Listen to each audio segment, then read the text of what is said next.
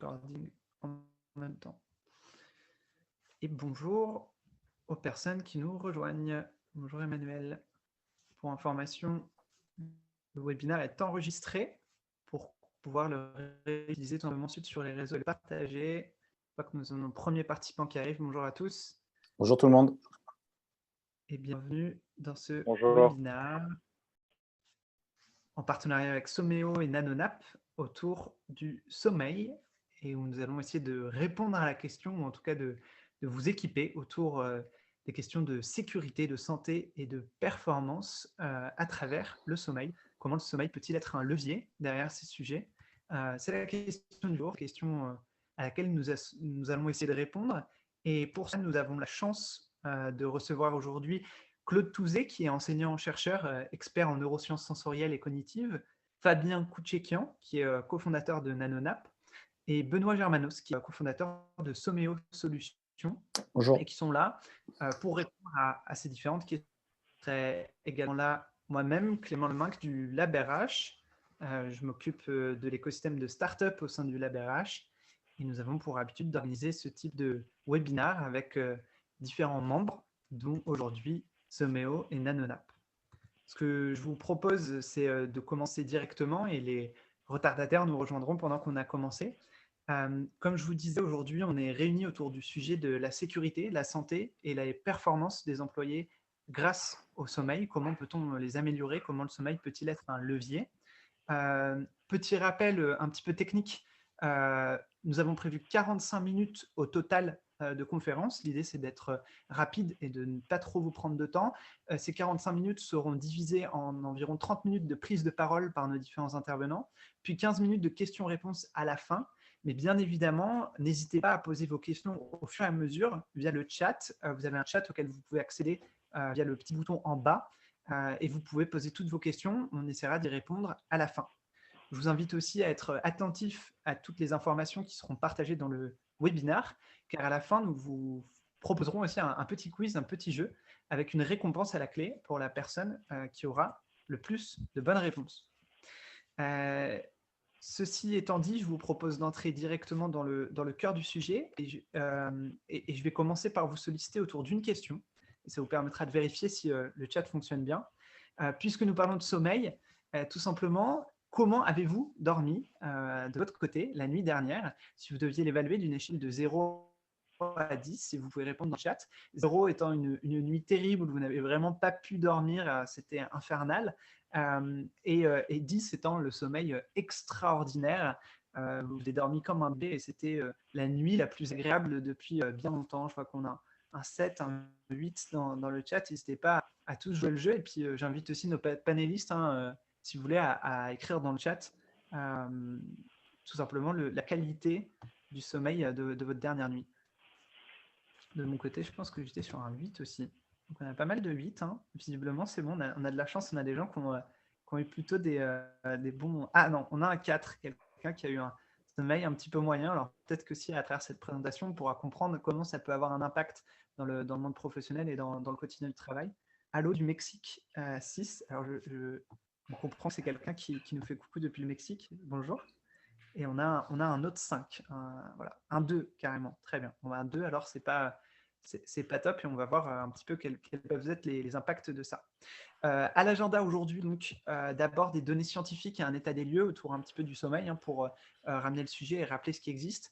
Ensuite, les causes de privation du sommeil et de fatigue sur le lieu du travail.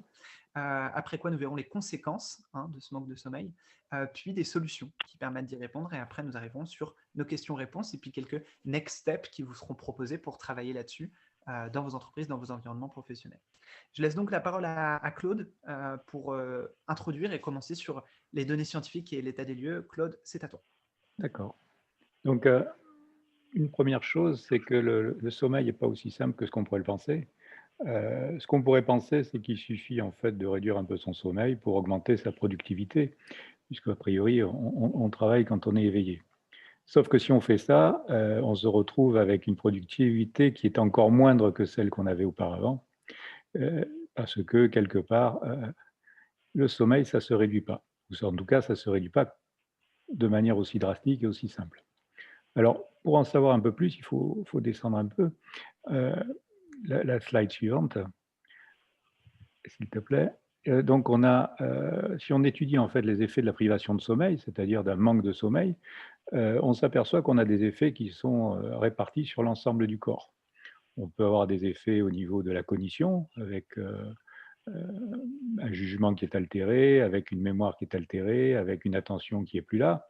Mais on va retrouver des effets sur le système immunitaire, on va retrouver des effets, sur, l'insuline, sur donc la digestion, sur la disponibilité du sucre dans le sang. On va retrouver des effets sur le cœur, on va retrouver des effets sur, les muscles, on va avoir des effets qui pourront se traduire par un retard de croissance. Bref, le sommeil a l'air d'être, lié à tout, et un mauvais sommeil va impacter l'ensemble de la physiologie humaine.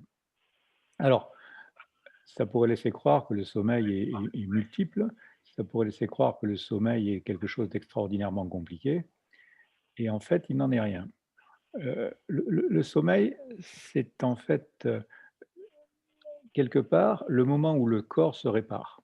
Alors il se répare de quoi? Il se répare d'être, resté éveillé et qu'est-ce qui peut bien s'user quand on est éveillé? Eh beh, la seule chose qui s'use, en fait, la seule chose qui a besoin de se réparer, c'est les neurones. Si vous commencez à réparer des neurones, c'est-à-dire que vous, les mettez dans un état particulier pendant la réparation, ça veut dire qu'ils ne vont pas être capables de réagir normalement et si vos neurones ne réagissent pas normalement, c'est pas le moment d'être au volant d'une voiture, c'est pas le moment d'être debout, c'est pas le moment de prendre une décision et donc la nature a bien vu les choses et au moment où elle va réparer les neurones, elle va vous demander d'être allongé par terre et de ne pas bouger. Parce que si vous étiez dans un arbre et que vous commencez à bouger, vous allez tomber de l'arbre. Heu et donc cette réparation des neurones, en fait, tous les neurones n'ont pas besoin d'être réparés. Il y a seulement une catégorie de neurones qui a besoin de l'être, ce sont ce qu'on appelle les neurones inhibiteurs. Un neurone inhibiteur, c'est un neurone qui va empêcher d'autres neurones d'être actifs. On a des modèles animaux dans lesquels, on a réussi à construire, à faire naître en fait des bébés souris où il n'y a pas de neurones inhibiteurs dans leur cerveau. Et dès qu'ils sont nés, dès qu'ils sont séparés de leur mère qui gérait tout pour elles, enfin qui gérait tout, ces petits bébés souris décèdent. L'inhibition est absolument nécessaire à la vie. Si vous n'avez pas d'inhibition, vous êtes en état perpétuel d'épilepsie et on ne peut pas rester très longtemps en épilepsie, on ne peut pas avoir en fait une inflammation, une activation complète de tous les neurones. Donc l'inhibition, c'est de permettre à certains neurones d'être actifs et pas à d'autres. Il se trouve que les neurones inhibiteurs s'usent et que plus vous avancez dans la journée, moins vous êtes capable d'inhiber vos neurones et donc moins vous êtes capable de sélectionner quels doivent être les neurones attentifs et donc vos capacités d'attention diminuent parce que la journée avance. Donc au départ, vous étiez capable de faire abstraction de quelque chose et puis tard dans la journée, vous n'êtes plus capable de faire abstraction et donc vous avez des choses qui viennent perturber, qui viennent s'ajouter, et qui vous entraînent en fait à prendre des décisions qui ne sont pas toujours les bonnes. Pendant la nuit, qu'est-ce qui se passe? Vous avez 2 phases, vous avez du sommeil qu'on appelle profond et du sommeil qu'on appelle paradoxal. Pendant le sommeil profond, c'est le moment où vous êtes vraiment très endormi, c'est le moment où on ne peut pas vous réveiller et là, vous avez ce qu'on va appeler des ondes lentes qui sont en fait, qui signifient que tous les neurones localement sont actifs en même temps et pas actifs à un autre moment et donc ce sont des ondes lentes qui vont circuler sur l'ensemble du cerveau et qui disent que tous les neurones d'une région sont d'accord entre eux. Alors comme ils sont tous d'accord entre eux, ils sont capables d'échanger des informations et de se mettre d'accord. Mais, ces ondes lentes vont se propager dans le cerveau gentiment, à, un rythme qui est assez petit, c'est inférieur à 1 fois par seconde et pendant ces ondes lentes, il y a, une réparation des connexions qui s'opère et puis au bout de quelques, 40 minutes à peu près, vous avez, le corps qui décide qu'il en a marre de faire du sommeil profond et là, on passe en sommeil paradoxal où on va rejouer la journée dans une version un peu plus rapide, 5 fois plus vite et dans le désordre et puis, quand ça va durer 10-20 minutes, on va retourner en sommeil profond Et puis, on va faire des alternances de sommeil profond et de sommeil paradoxal à peu près 4 à 5 fois par nuit. Voilà, donc ça, c'est, et donc le fait que, les neurones inhibiteurs, soient, perturbés par un manque de sommeil, signifie que tout votre cerveau est moins capable de décider ce qu'il faut faire, et c'est valable tout aussi bien pour des décisions que vous prenez, vous consciemment, au niveau cognitif, que pour des décisions qui sont prises au niveau de la régulation de l'insuline, au niveau de la régulation du système immunitaire, au niveau de la régulation de la posture, et cetera. Hein, donc en fait, les neurones inhibiteurs, c'est à peu près 20 à 30 des neurones du cerveau. Ils sont usés en fin de journée. Ils pilotent tous les mécanismes, que ce soit cognitifs ou autres, hein, et vous avez intérêt à les entretenir. Et quand vous dormez, vous faites une réparation des neurones inhibiteurs. C'est tout. C'est aussi simple que ça. D'accord. Merci Claude. Vient du coup une question qui est de se poser peut-être l'effet qu'a pu avoir le confinement, la situation sanitaire là-dessus. Et je crois que Fabien, c'est toi qui vas nous y répondre. Exactement. Donc, les problématiques du sommeil aujourd'hui sont particulièrement pertinentes. Dans la situation actuelle, on estime qu'environ 2 tiers des salariés sont en détresse psychologique et que la plupart des Français, comme vous pouvez le voir, ont des troubles du sommeil. Donc, on va essayer de comprendre d'où est-ce que ça vient. Slide suivante. Ok, merci. Donc, on va regarder les causes de privation de sommeil et de fatigue, principalement sur le lieu du travail. Donc, on a 3 causes principales qu'on peut garder en tête. Évidemment, comme vous en doutez, il y a tout ce qui va être les charges physiques, donc qui vont être liées par exemple à votre posture face à votre ordinateur, ou bien le fait que vous portiez donc des charges avec des efforts de force, ce genre de choses. Il y a une charge mentale qui est beaucoup plus connue, qui va être plus au niveau directement du stress ou bien même des relations que vous pouvez avoir ou entretenir, je dirais, avec vos teammates. Et vous avez également l'environnement, donc avec la température, le bruit. Donc, on a Benoît qui va nous en parler un petit peu par la suite, mais c'est vrai qu'avoir une température et un niveau de lumière, particulièrement de lumière bleue, à certains moments de la journée est très important pour ne pas venir en opposition donc, avec les cycles circadiens des personnes.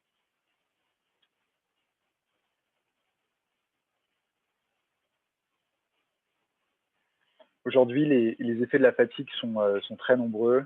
On va en parler et c'est vrai qu'ils vont être liés très souvent donc, à des accidents, des erreurs, parfois même à des départs ou bien à de l'absentéisme.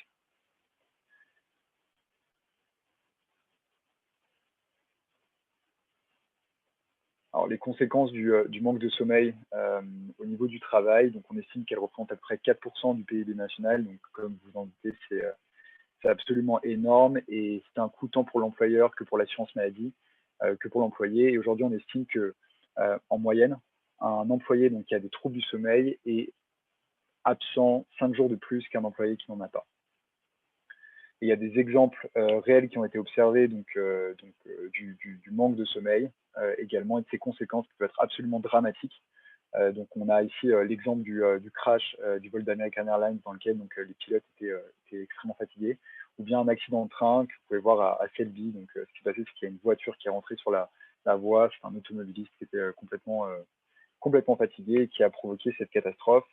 Au-delà de la catastrophe, je dirais, pour notre santé, pour les êtres humains, il y a également des catastrophes pour l'environnement, donc comme vous pouvez le voir sur la slide suivante, notamment avec l'accident de Tchernobyl, donc qui était énormément lié au fait que des opérateurs de cette centrale nucléaire étaient extrêmement fatigués au moment de la catastrophe et ont commis des erreurs.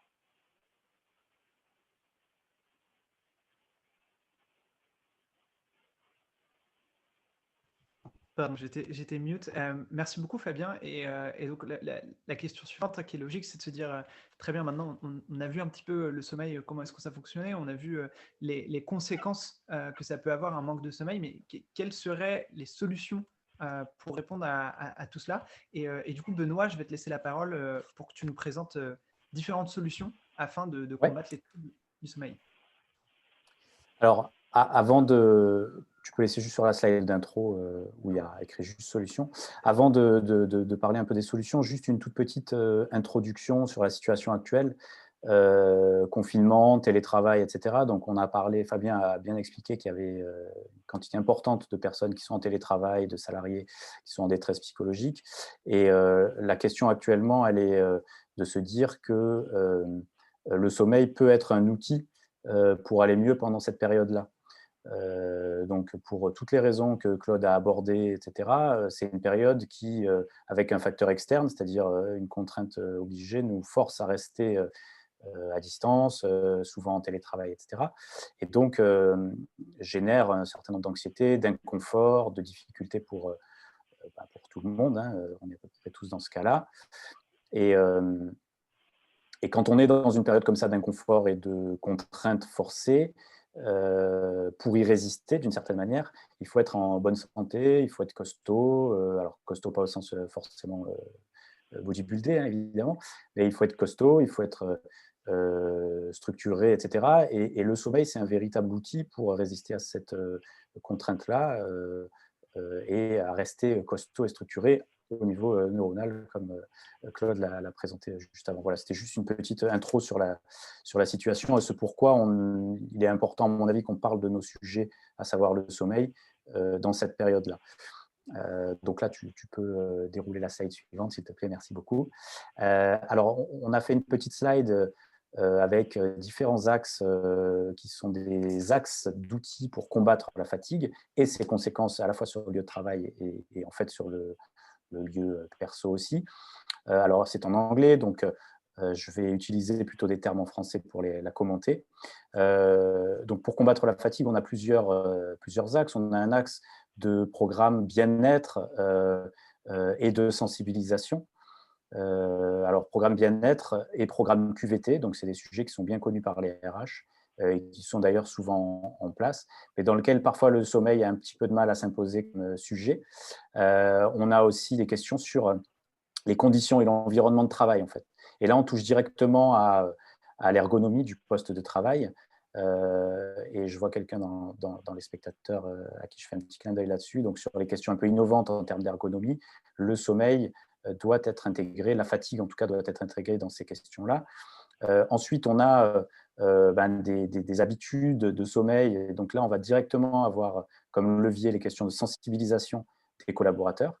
Donc sensibilisation pour des actions à la fois sur le temps perso, mais aussi sur le temps pro.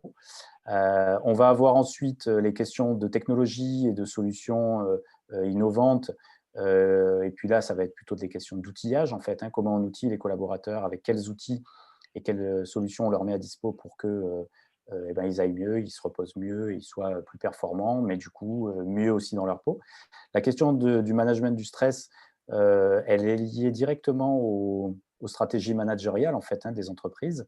Qu'est-ce qu'on met en place comme programme innovant de management? Il y a plein d'entreprises qui travaillent sur ces sujets, que ce soit des sujets de management par le calme ou d'ateliers un peu innovants là-dessus. Et tout ça va avoir un impact sur la fatigue des collaborateurs. On a ensuite, évidemment, les petites pauses. Donc, ça touche à plein de sujets, en fait, et d'organisation du travail, c'est-à-dire comment j'adapte le planning. Est-ce que ces pauses, elles sont dans le temps de travail, hors temps de travail? Est-ce qu'on pointe pas, etc., etc. La question de l'alimentation. Donc, l'alimentation a un lien étroit avec le sommeil. On commence à le savoir. Donc, à la fois l'alimentation sur le site de l'entreprise et la sensibilisation pour l'alimentation chez soi. La question de l'exercice physique, ou plutôt de l'activité physique. Donc, l'activité physique, ce n'est pas forcément le sport. C'est monter les escaliers au lieu de prendre l'ascenseur, c'est aller acheter le pain à pied, c'est s'arrêter à 500 mètres de chez un client quand on le visite en voiture, quand on peut le faire, et puis finir à pied. Et ensuite, c'est la question de l'analyse et de la communication d'indicateurs. Donc, pour analyser et communiquer sur des indicateurs, il faut les avoir mis en place en amont. Et ça, là-dessus, pareil, les sujets RH les questions, les RH sont très habitués à mettre des indicateurs en place. Il y a des indicateurs d'accident du travail, des fréquences d'accident du travail, des indicateurs d'absentéisme, sur lesquels on sait que le sommeil, c'est un vrai levier, quoi. Alors, je vais te demander de passer à la slide suivante, merci. Voilà, donc quelques axes. Donc, ce que je viens un peu de parler, ce que je viens de dire, on a isolé quelques axes sur lesquels on peut travailler précisément. Donc, il y a les programmes de mesure, les programmes et les mesures bien-être, donc des actions qui peuvent représenter un investissement important, mais dont les résultats sont assez souvent visibles. Et en général, comme là, il y a des indicateurs qui sont mis en place, c'est très facile de faire la comparaison avant-après. Les conditions de travail, l'ambiance, l'environnement, je vais reparler de l'ergonomie du poste de travail et aussi de l'organisation du travail. Donc là, on a l'ergonomie de la température, par exemple, la luminosité, comment on organise ça pour que les collaborateurs soient dans des meilleures conditions, à la fois pour eux et pour l'organisation. On peut voir sur la slide suivante aussi qu'une action particulièrement bénéfique, c'est la mise en place de temps de pause, donc micro-sieste, temps de sieste, on appelle un peu comme on veut, micro, nano-nap, etc. Donc là, l'étude qui montre que ça augmente la performance et la vigilance, donc 34% pour la performance et 54% pour la vigilance, c'est une étude qui a été faite sur les pilotes de la NASA, qui permet d'avoir un retour assez rapide sur, entre guillemets, l'investissement en temps que les collaborateurs mettent dans ces temps de repos. Puis ensuite, on a des solutions qu'on a appelées technologiques, avec des solutions de détection, qui peuvent être des solutions de détection du sommeil, mais en même temps des solutions de détection aussi des pics de somnolence, il en existe, notamment pour la détection de la somnolence au volant, ou alors des solutions actives. Donc, en solution active, on entend la mise en place de cocons de sieste, la mise en place de cabines repos, ou bien des solutions qui vont adapter la lumière en fonction des cycles, enfin des horaires plutôt, et du coup pour coller directement au cycle circadien des collaborateurs. Donc tout ça, c'est des solutions qui existent et qui vont avoir un impact très bénéfique à la fois sur les collaborateurs, leur bien-être, leur santé, et aussi sur l'organisation, donc sur les questions d'absentéisme ou de performance. Alors, sur les avantages en faveur du sommeil, si on peut dire ça comme ça, c'est presque un non-sens de dire ça, un avantage en faveur du sommeil, puisque si on ne dort pas, on meurt, d'après ce que Claude a dit, plus ou moins. Donc, comment on pourrait dire que rester en vie, c'est un avantage?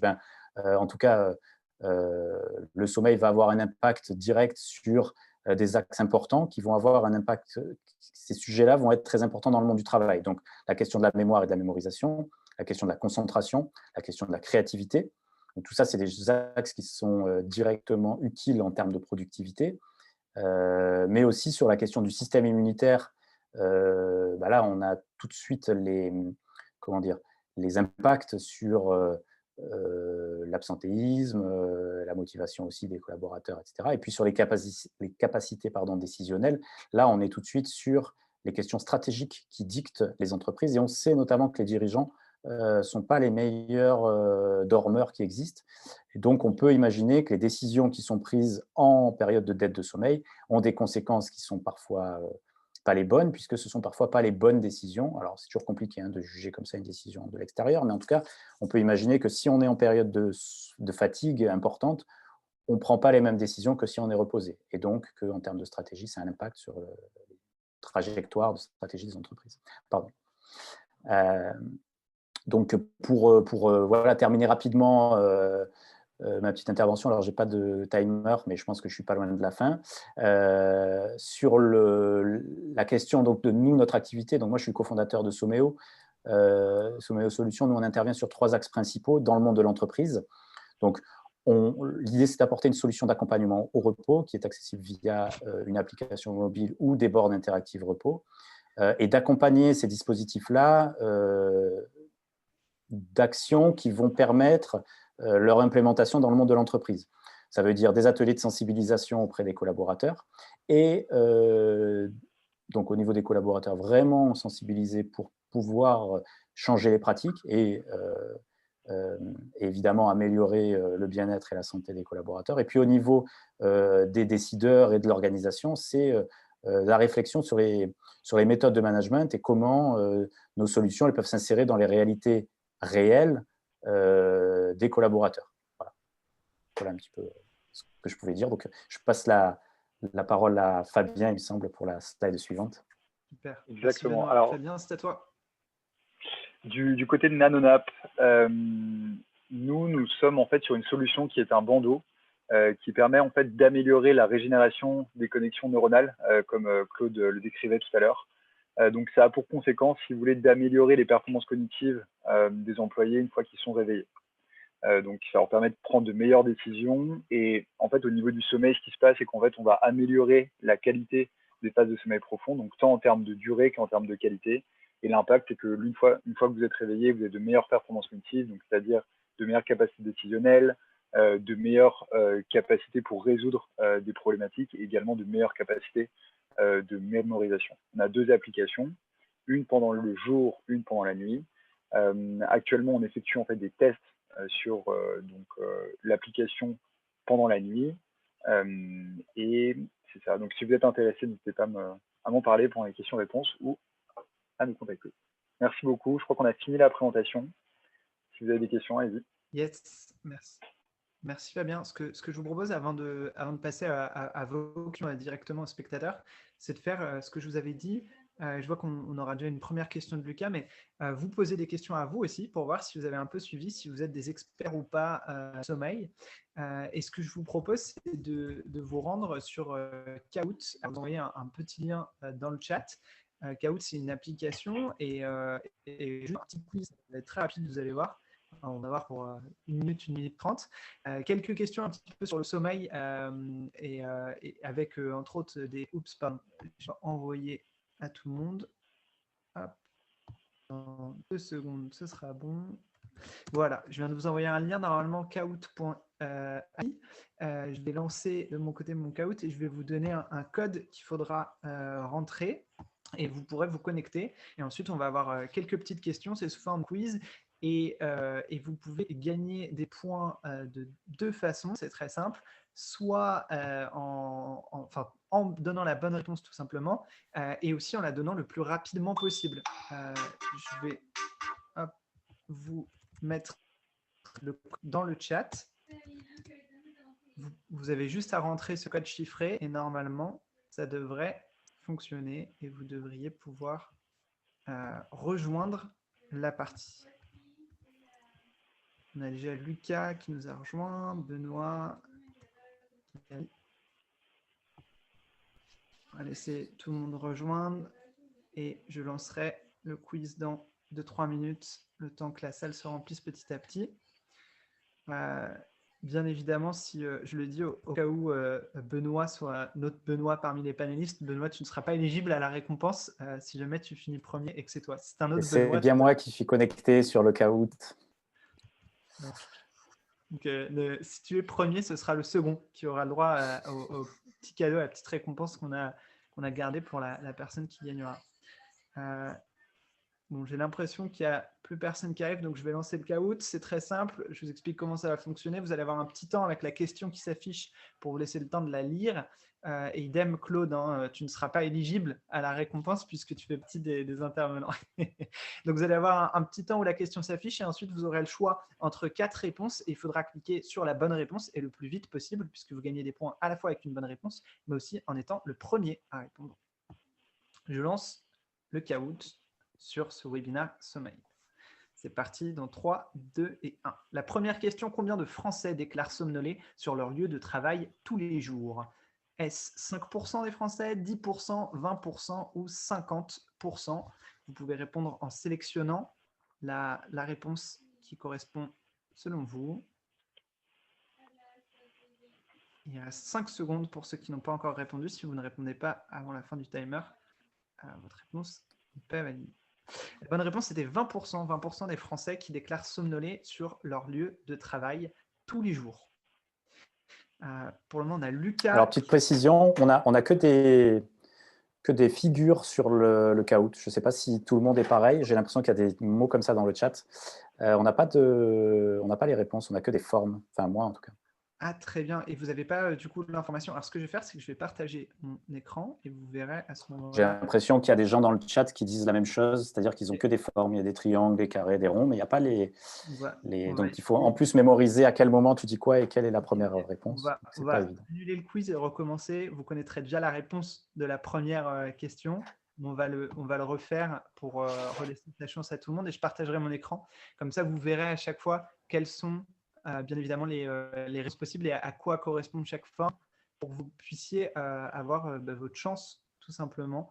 Donc, ce classement n'est pas pris en compte. On va relancer le Kahoot et je vais vous renvoyer. Vous pouvez retourner sur le premier lien, kahoot.it, et je vais vous renvoyer un nouveau code. Je suis en train de relancer le questionnaire. Hop. Et je vais partager mon écran en même temps. Pardon pour ce petit erreur.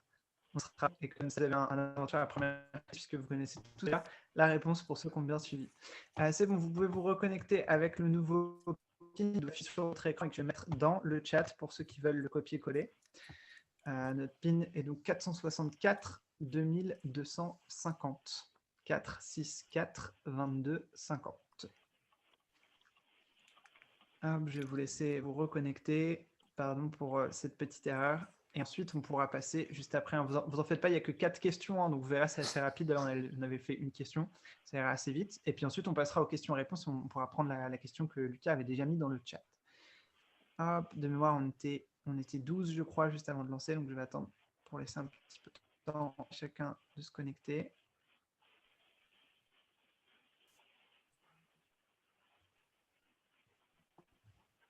Alors, 9. Encore une petite minute au cas où il y ait d'autres gens. 10. Je crois qu'il doit manquer une ou deux personnes encore.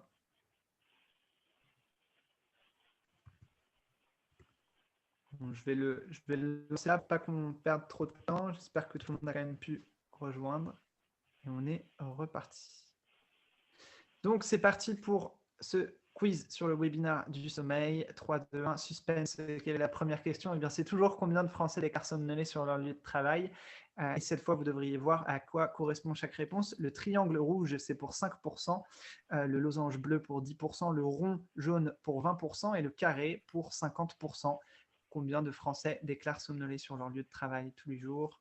A priori, vous devriez savoir la question. J'espère que tout le monde aura la bonne réponse. Et ce sont effectivement 20% qui déclarent somnolés sur leur lieu de travail tous les jours. Et d'ailleurs, à nos speakers, si jamais vous voulez compléter un tout petit peu ces informations, puisque c'est vous qui m'avez donné ces chiffres, n'hésitez pas. Oui, alors peut-être moi, je peux juste dire un mot là-dessus. Là, on parle de personnes qui déclarent somnolés sur leur lieu de travail. Donc, on peut imaginer le nombre de personnes qui ne le déclarent pas. En effet. Merci Benoît. Pour le moment, on a Lucas qui est en tête, suivi par Alexia, Christine, et puis Emma et Benoît qui suivent de près. C'est parti pour la seconde question, tour de squeeze sur le sommeil. Connaissez-vous notre perte moyenne de sommeil sur le XXe siècle? Est-ce qu'on a perdu 15 minutes de sommeil, c'est le triangle rouge, 30 minutes, le losange bleu, 1 heure, c'est le rond jaune, ou 1h30, c'est le carré vert? Combien de temps de sommeil avons-nous perdu par rapport au XXe siècle? A priori, on sous-entend qu'on a déjà perdu du sommeil et qu'on dort moins, mais de combien de temps? La bonne réponse, c'était 1h30. Bravo, on a 7 personnes qui ont eu la bonne réponse. Effectivement, on a perdu 1h30 de sommeil. Pareil, Benoît, je ne sais pas si tu veux nous donner une petite info là-dessus ou… Rapidement, bon, enfin, en fait, c'est compliqué parce qu'on ne peut pas faire de questions à l'oral, c'est toujours la difficulté. Je n'ai pas encore vraiment l'habitude d'animer les ateliers en visio. Mais c'est une étude qui a été faite sur le XXe siècle, donc la principale responsable de 7h30 de sommeil perdu, c'est la télé. Cette étude a été faite avant l'explosion des écrans mobiles. Donc, je vous laisse tirer ce que vous pouvez imaginer d'une étude qui serait faite à l'heure actuelle avec l'explosion des écrans mobiles. Et pour info, je ne sais pas si tu as le chiffre en tête ou si l'un de nos speakers là, mais quel est le temps de sommeil moyen aujourd'hui par conséquent? À peu près. Alors, le temps de sommeil moyen nécessaire ou le temps de sommeil moyen des personnes en France? Des personnes en France. En France. Combien en moyenne dorment-vous? On est descendu en dessous des 7 heures, je crois que c'est un truc assez symbolique cette année. Exactement. Après, exactement, je ne pourrais pas m'avancer, mais on est en dessous des 7 heures en moyenne, ce qui est pas suffisant, quoi. Ça te donne un ordre d'idée. Donc maintenant, vous pouvez vous positionner dans l'auditorat si vous dormez plus ou moins de 7 heures. A priori, vous êtes au-dessus ou en dessous de la moyenne française. On a toujours Lucas qui est devant, suivi par Christine, Alexia, Benoît et Daphné. On passe à la troisième question. Troisième question sur 4 qui pour bien dormir, savez-vous combien de temps avant d'aller se coucher est-il conseillé d'éteindre ses écrans? Donc, il faut éteindre ses écrans, mais combien de temps avant? 30 minutes à 1 heure, c'est le triangle rouge. 1 heure à 1h30, c'est le losange bleu. 1h30 à 2 heures, c'est le rond jaune. Et 2 heures à 2h30, c'est le carré vert. Combien de temps avant d'aller se coucher faut-il éteindre ses écrans? Telle est la question. Et la bonne réponse était 1 heure à 1h30 avant de se coucher. Alors là, on a eu tout dans les réponses. Effectivement, ce n'était pas forcément évident, mais il est recommandé d'éteindre son écran 1 heure à 1h30 avant d'aller se coucher. Je pense que là-dessus, peut-être pour compléter, je pense que le mieux, c'est le plus tôt possible, en fait. Mais en général, quand on conseille les choses, c'est plutôt ça, 1 heure à 1h30. Mais le mieux, évidemment, c'est peut-être même de ne pas avoir d'écran du tout. Très bien. Et on a Benoît qui a fait une série là, de 3 bonnes réponses et qui vient de passer premier, en piquant la place à Lucas. Le podium se joue entre Benoît, Lucas et Christine, avec Alexia et Daphné qui sont un petit peu derrière. Rien n'est perdu, il reste une question, tout peut changer. 4e question, connaissez-vous le principal risque d'accident mortel sur autoroute? Un indice, c'est lié au thème d'aujourd'hui. Est-ce que c'est l'alcoolémie, le triangle rouge, la fatigue et la somnolence, c'est le losange bleu, les causes météorologiques, c'est un rond jaune, ou l'abus de webinar RH, c'est un carré vert? Et effectivement, c'était la fatigue et la somnolence qui est le principal risque d'accident mortel sur autoroute. Est-ce que vous voulez compléter pareil? Je ne sais pas si vous avez forcément des infos supplémentaires là-dessus. Je pense que c'est une stat qui parle d'elle-même. Pas grand-chose à rajouter, quoi. Parfait. C'est l'exemple du train de tout à l'heure hein, aussi. Ouais. Avec un automobiliste qui était passé sur les rails. Ouais. Et Lucas, du coup, qui a récupéré la première place devant Benoît. Félicitations, Lucas. Et du coup, quelle est cette récompense dont on parlait, un suivi par Christian et Alexia, qu'on félicite aussi. Et puis bravo déjà tous pour avoir participé. Qu'est-ce que tu as gagné, Benoît? T'expliquer très rapidement ce que tu as gagné.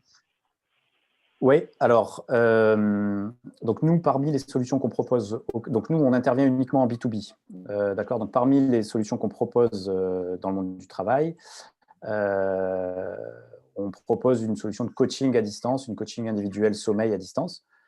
Donc, on est sur du coaching bien-être réalisé par des coachs certifiés.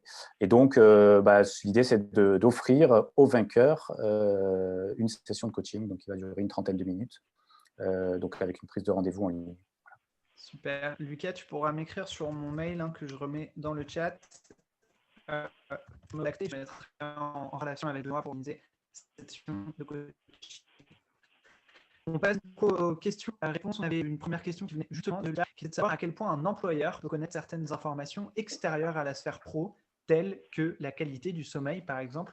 Quand on parle de RGPD, est-ce que ce sont des informations que l'employeur peut demander ou pas? Je ne sais pas si vous avez la réponse, Fabien, Benoît ou Claude. Alors, moi, j'ai quelques axes de réponse autour de ça. Je laisserai après la parole aux autres si vous en avez.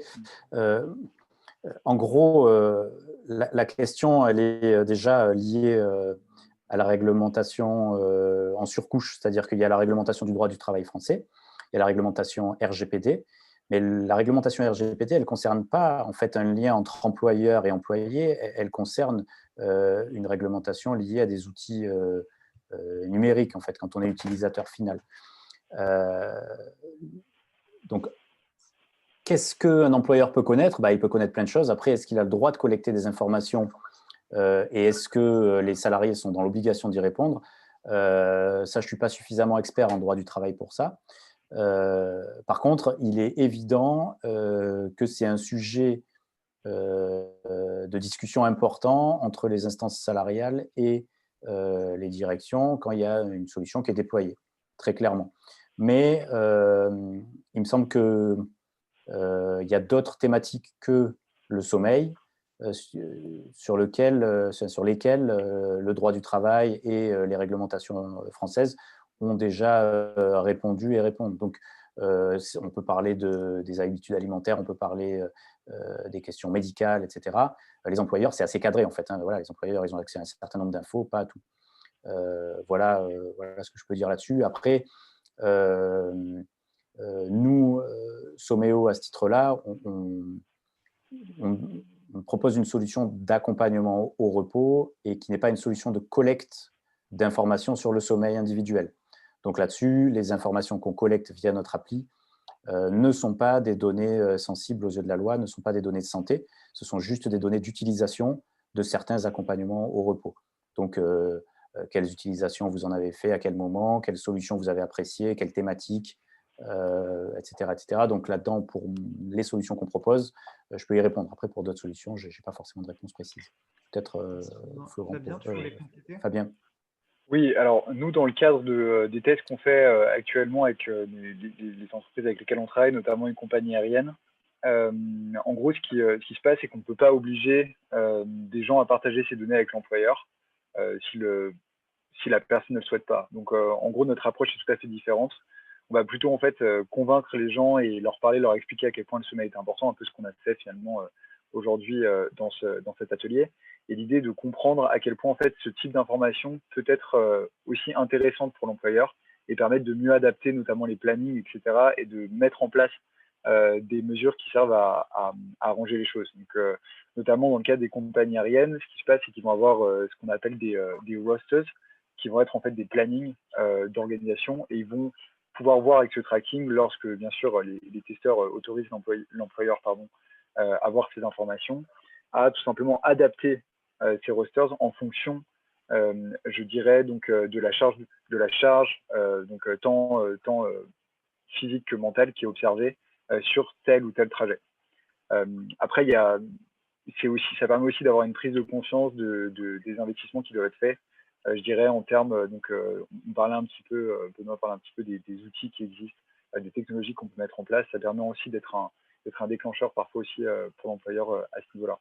Donc c'est de cette manière en fait qu'on le présente, je dirais, aux employés. C'est ce qui fait que il n'y a pas tellement de résistance dans le fait de partager cette information-là.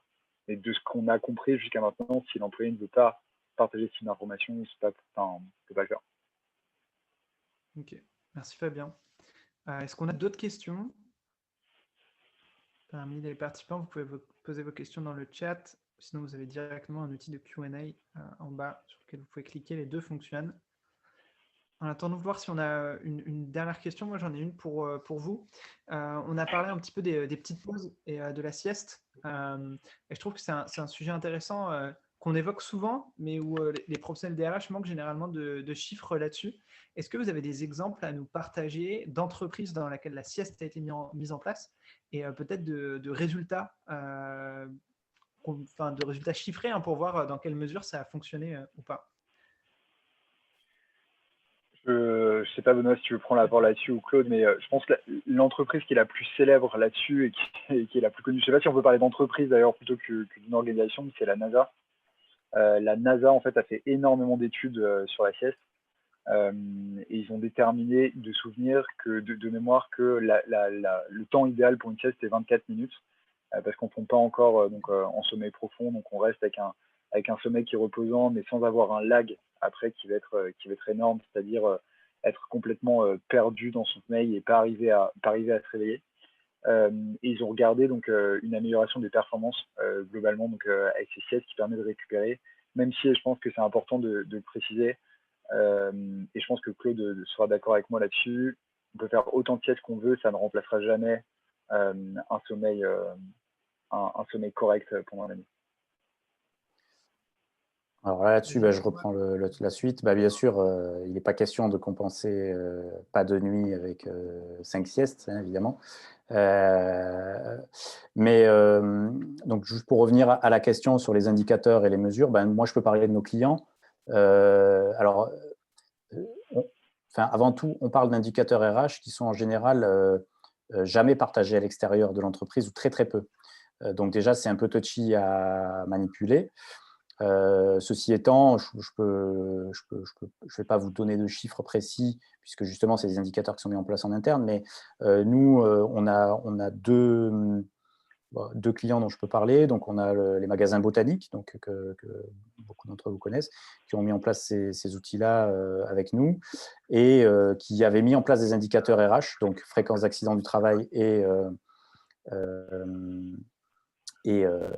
absentéisme en amont et qui ont vu une amélioration importante. Alors, je tiens à préciser que les solutions de repos, de micro-sieste, Somméo qui ont été mises en place dans ce cadre-là, elles font, elles font partie d'un plan beaucoup plus large.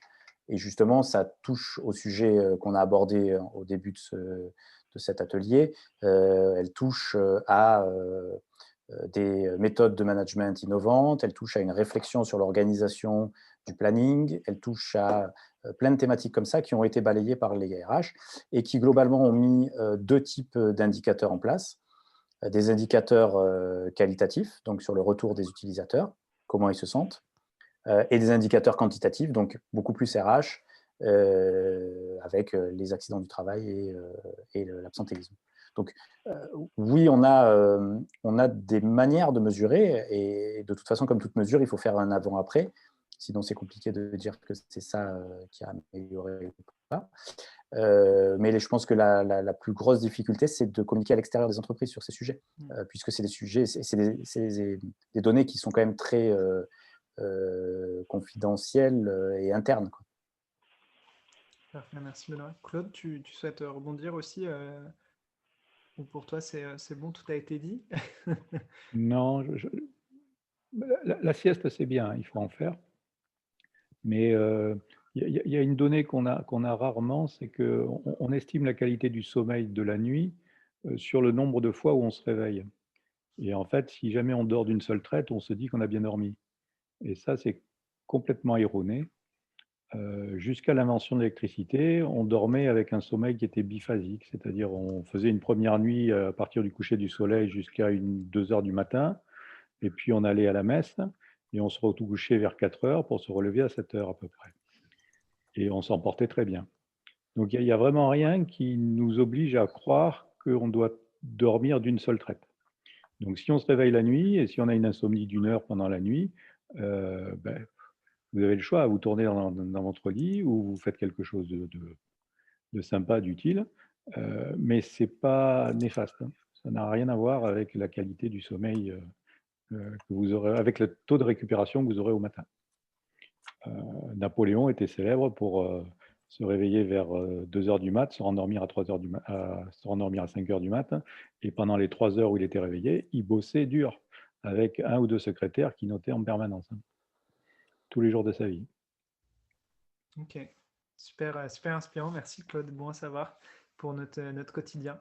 Je vois que les gens commencent à devoir y aller. C'est vrai qu'on est arrivé à la fin du temps de notre webinaire. Ce que je vous propose, c'est d'envoyer aux participants le PowerPoint qu'on vous a partagé, dans lequel vous aurez également les coordonnées de Benoît, Fabien, Claude et moi-même, si jamais vous avez besoin de nous contacter pour discuter, que vous avez d'autres questions ou que c'est suite à la nuit de ce soir que vous posez une question et que vous avez une révélation, eh bien, ce sont des questions auxquelles nous pourrons vous répondre. Merci à tous pour votre attention et à très bientôt, j'espère.